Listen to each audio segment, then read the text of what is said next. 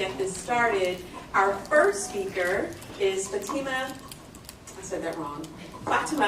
Sumrein. Sorry, she's an educator in Linden, and I believe she grew up in Linden as well. So she grew up and is educating in the same community, which I think is so awesome. She's going to share her compelling story and how she really just sort of turned some of the challenges into triumph for herself and for her students. I'm really excited for you to hear Fatema Sumrein.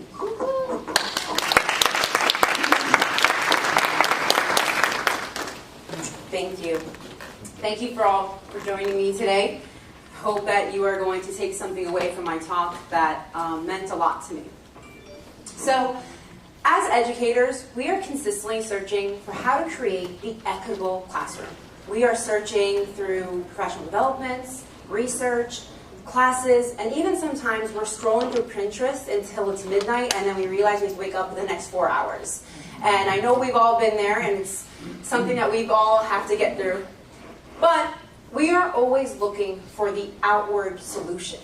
We never realize that all of these solutions for our classrooms lie within us. So to look at a little deeper, think about equity. Equity doesn't mean something when we just incorporate 504s and IEPs. It means more than that. It means creating a place for every student to be successful. And it's seeing all of those students, and I hope that with hearing me today and hearing all the great TED Talks that you will hear later, that you'll be able to kind of understand that you're going to find those solutions within yourself. Now, I'm not going to stand up here today and tell you that all of your problems are going to go away from my TED Talk, because that would be crazy. But I do hope that from my story, you're able to take something back with you to your districts. So let me start. I was born to Palestinian parents. They raised me to have a strong bond with education. My father believed that in order for me to be successful, that I had to go to college, and I had to get a career. My mom, on the other hand, being the strong, passionate woman she is, she thought that I needed to have a more experienced education. An education that was beyond the four walls that were in my classroom. So, in 1998, my mother decided when I was in first grade to kind of take myself and my 6 siblings, and we went back to Palestine. We lived there for 3 wonderful years, and I can't tell you what we learned. We learned an experience, like an education that was such a wonderful and motivational thing that I, till this day, have with me. We learned about our olive harvesting. We learned about the beaches my parents used to talk about. We learned about the landmarks that people are always talking about. And we learned about our language, and most special to me, I learned about myself. I found a piece of myself that I never knew existed until I went to my family's homeland.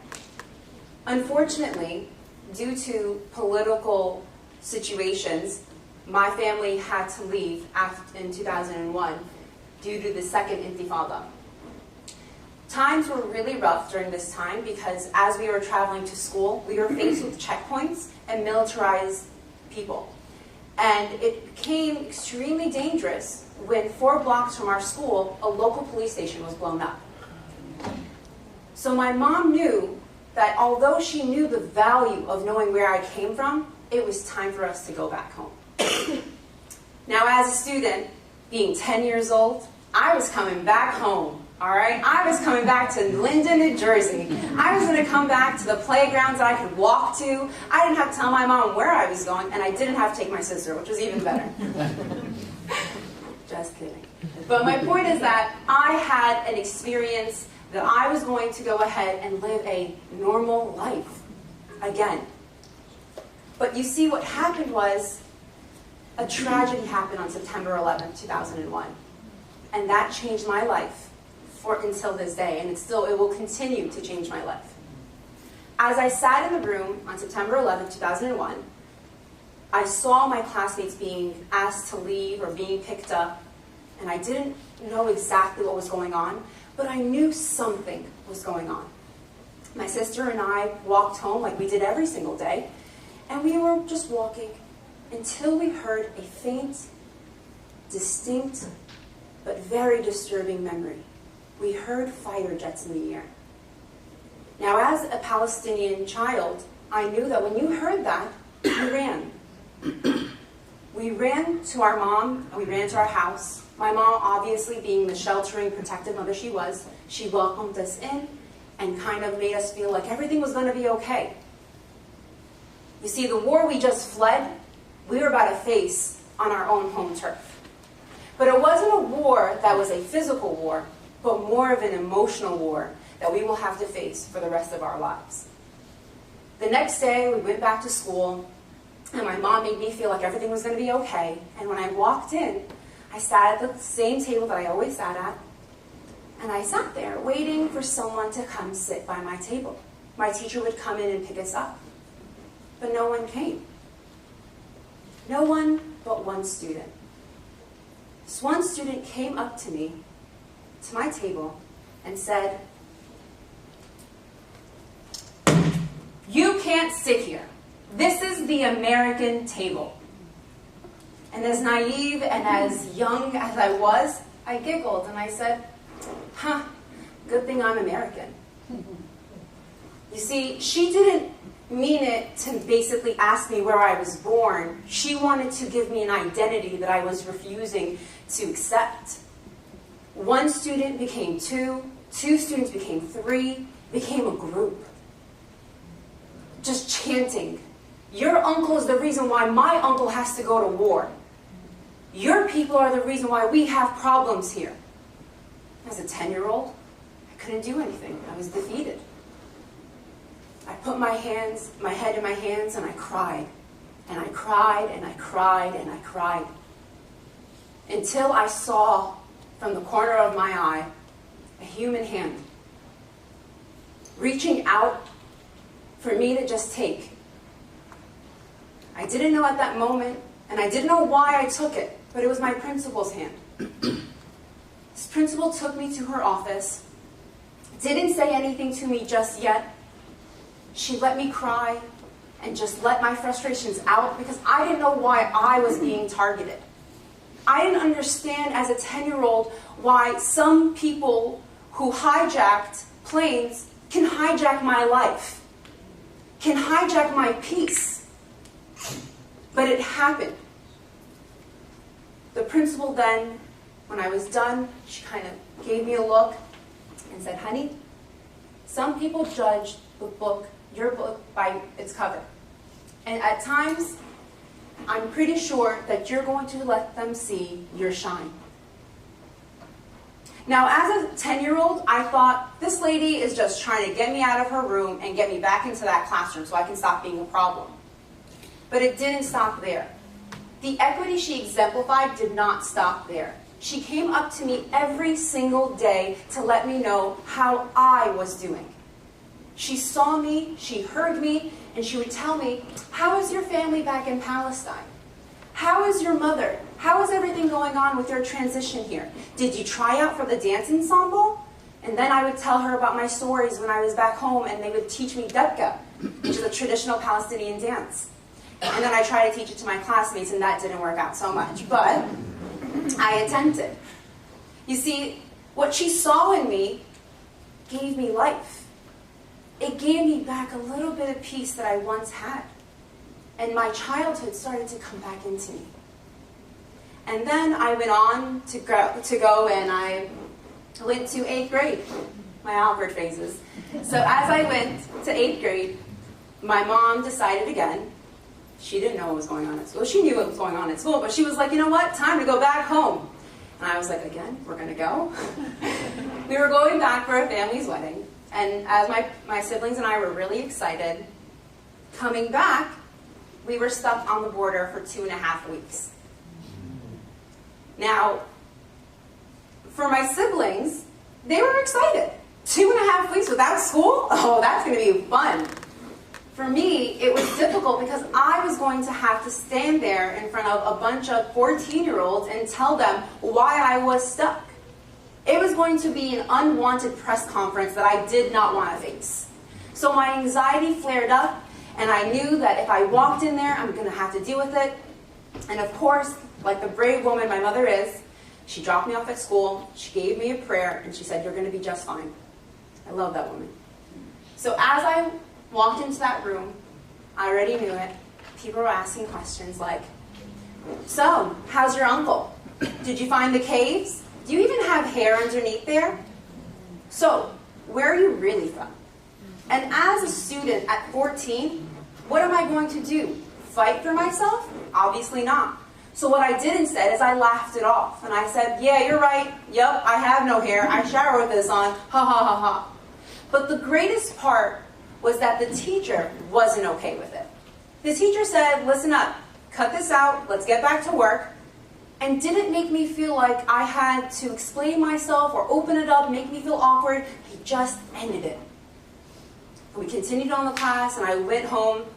I went out. Class was dismissed. And when I walked out, he said, "Can I talk to you for a second?" And I said, "Sure," not thinking anything of it. And he said, "You know, something about what you should really think of is that your classmates are not being mean, but yet they're ill-informed." And as a 14-year-old, I kept saying to myself, "Ill-informed? Well, how is that my problem? You're the teacher. You go teach them, right?" But he gave me that sense of power. He said, "You know what? Why don't we do this?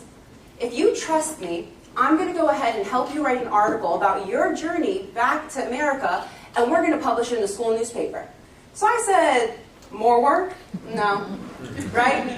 But for some odd reason, he kept pulling at me, and then I trusted him like I trusted the human being hand that I trusted when I was in 5th grade. So I trusted him, and I wrote this article. And we published it. But let me tell you, what happened that day created sympathetic students. Classmates of mine were asking me how I was feeling, if it was traumatic to have a gun pointed at my face, and whether or not I needed a hug. Teachers were looking at me with a softer lens. Not the girl who had her hair covered at a young age, and I hope that she wasn't forced, but as a, can we get to know her a little more? I love that she comes into my classroom smiling, even though she probably deals with struggles at home, and it's okay. You see, my struggles weren't with a 504 or an IEP. They were with my own identity and trying to figure out who I was and how I can be more American. Which leads me to the why. Why are we doing this? Why are we all here today? Because we see that there is a problem that we are facing every single day. Our students need us more than ever. They need to hear us, and especially in New Jersey, we are the 4th most diverse state in the nation. I mean, you can just drive down the Parkway and see our diversity. Okay, you can go to Edison and have the best tikka masala, and you can come down to Patterson and have great falafel. Like, it can happen just right here. And I'm telling you, it doesn't happen in any other state, so just letting you know, stay in Jersey. But to think about this is to really analyze how we as educators are going to face this problem. How are we going to go ahead and talk to those children who are holding those things and embarrassed of who they are? Like, I'm pretty sure there's a little Arab girl somewhere who's afraid to wear a hijab because she doesn't want to be seen as different.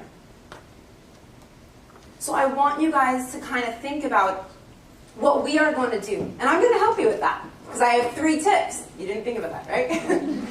So my first thing I would like you to do is build a genuine rapport. And I'm not talking about saying, "Hey, how are you?" and then say, don't even listen to them. But ask to understand and not listen. You need to have that conversation with them. Do student surveys. Find out what they like so you can create your classroom around your students. I mean, think of it like customer service. You wouldn't want Amazon to tell you no all the time, right? So you want them to kind of give you something back, similar to that. Friendly Friday is something I do every single Friday with my students. I put their names in a little basket, and I pull out a name every week, and my students anonymously say something nice to that classmate. And it's not because I don't have curriculum to teach or I don't have standards to get to, but it's because those are human beings. Those are someone's babies. Those are someone's, human beings are going to grow up one day, and they're going to take care of what we have. They're going to become global citizens. And that's something we need to focus on here, especially in America. I mean, think about it. You are sitting probably by someone who doesn't come, who has ancestors who don't belong, like, did not come from this country. This is creating a global connect that you can never have in any other country. Well, not at the larger scale that we have. And the last thing with building your gender rapport, let them feel seen. See your students. Connect with them. The student feeling seen is like the best feeling ever. And I can tell you, my teachers who made me feel like I was seen to them, I worked 10 times harder for them.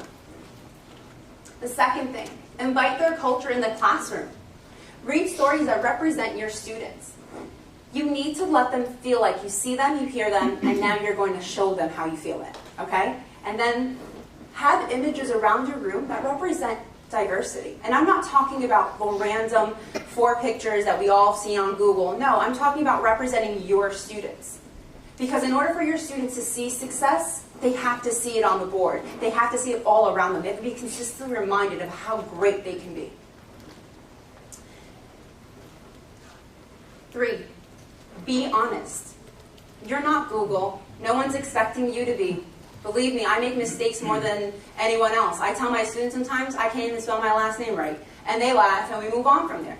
But I admit that I'm wrong, and I can say to them, please clarify to me, how do we do this? Because showing that we're humans, showing that we have a human connection will allow us to grow as educators and also as people. And if I could leave you with one last thing, I would like to leave you with a quote that helped me out and I've worked with. Don't focus on the tree itself, focus on the seeds that you plant every single day with your students. Thank you.